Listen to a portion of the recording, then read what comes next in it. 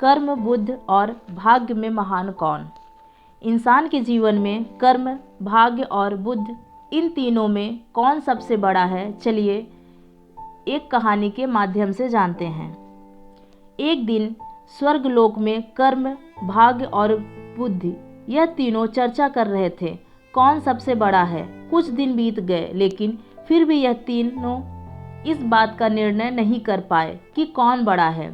एक दिन नारद मुनि पास से गुजर रहे थे तो उन्होंने देखा कर्म, भाग्य और बुद्धि आपस में किसी बात को लेकर झगड़ रहे हैं।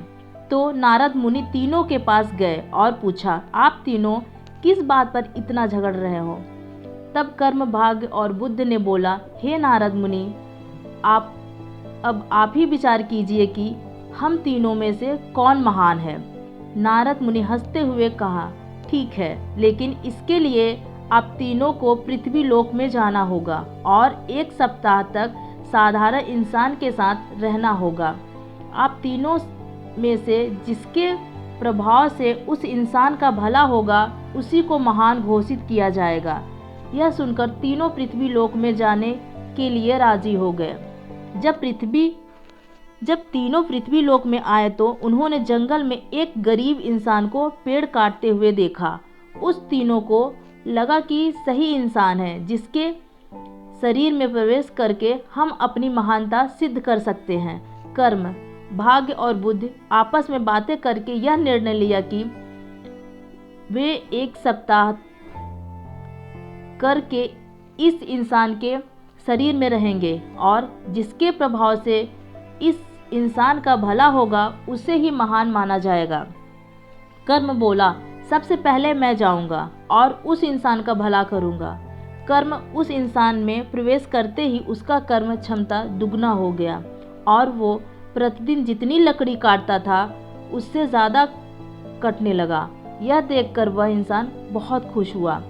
पहले से ज़्यादा लकड़ी तो वह काट लेता था, लेकिन वह उतना ही लकड़ी बाजार ले जाकर बेच पाता था जितना कि वह पहले बेचता था, क्योंकि ज़्यादा लकड़ी ले जाने के लिए उसके पास कोई सामान नहीं था। इसी तरह 7 दिन तक उसमें ज़्यादा लकड़ी तो काट लिया, लेकिन उन सब को बेच नहीं पाया। उसकी हालत में कोई सुधार नहीं आया। 7 दिन बाद कर्म उसके शरीर में से बाहर आ गया और निराश होकर स्वर्ग चला गया। यह देखकर भाग्य बोला, कर्म तो उसको धनवान नहीं बना सका, अब मैं उसको धनवान बनाऊंगा। यह कहकर भाग्य उस गरीब इंसान शरीर में प्रवेश कर गया। भाग्य के शरीर में प्रवेश करने के कुछ देर बाद जंगल में उस गरीब इंसान को बहुत सारा धन मिला। उस धन को पाकर वह खुशी से झूमने लगा। धन को कैसे संभाल कर रखते हैं और कैसे सही जगह पर उपयोग करते हैं, इसका ज्ञान उसको नहीं था और उसने सारा धन खर्च कर दिया। 7 दिन बाद भाग्य भी उसका साथ छोड़ दिया और निराश होकर स्वर्ग चला गया। बुद्धि ने भाग्य से कहा, देखना मैं कैसे इसको धनवान बनाता हूँ। बुद्धि उस इंसान के मस्तिष्क में प्रवेश करते ही उसको ज्ञान की प्राप्ति हुई। उसने अपनी कुल्हाड़ी की धारा तेज की और जंगल चला गया लकड़ी काटने। आज उसने पिछले दिन से कुछ ज़्यादा लकड़ी काटी और सारे लकड़ी को एक रस्सी में बांधकर खींचते हुए बाजार ले गया। उसने पहले से आज थोड़ा ज़्यादा पैसे कमाया और उस पैसे से उसने और एक कुल्हाड़ी खरीद ली। अब उसके पास 2-2 कुल्हाड़ी थे और जब लकड़ी काटते काटते एक कुल्हाड़ी का धार खत्म हो जाता था तो वह दूसरी कुल्हाड़ी के इस्तेमाल करके लकड़ी काटता। इससे वह पहले से बहुत ज़्यादा लकड़ी काट पाता था। इन सब लकड़ियों को बेचकर वह पहले से ज़्यादा पैसे कमाने लगा। अब उसके पास उस पैसे को सही जगह खर्च करने का ज्ञान था। देखते देखते 7 दिन में ज्ञान की मदद से उसने बहुत पैसे कमा लिया।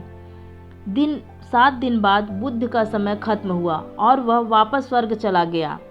स्वर्ग में जाकर बुद्ध कर्म और भाग्य से बात कर रहा था। उसी समय नारद मुनि उनके पास आए और पूछा, आप लोग धरती पर गए थे क्या?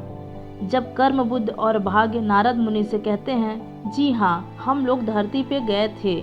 और साथ ही कर्म और भाग्य नारद मुनि से कहते हैं, हे नारद मुनि, बुद्ध ही महान है, क्योंकि जहाँ बुद्धि होती है वहाँ कर्म और भाग्य अपने आप ही चला आता है, इसलिए बुद्ध को महान कहा गया।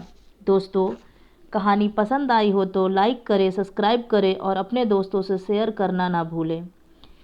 ऐसी ही कहानियों के साथ रोज़ाना। धन्यवाद।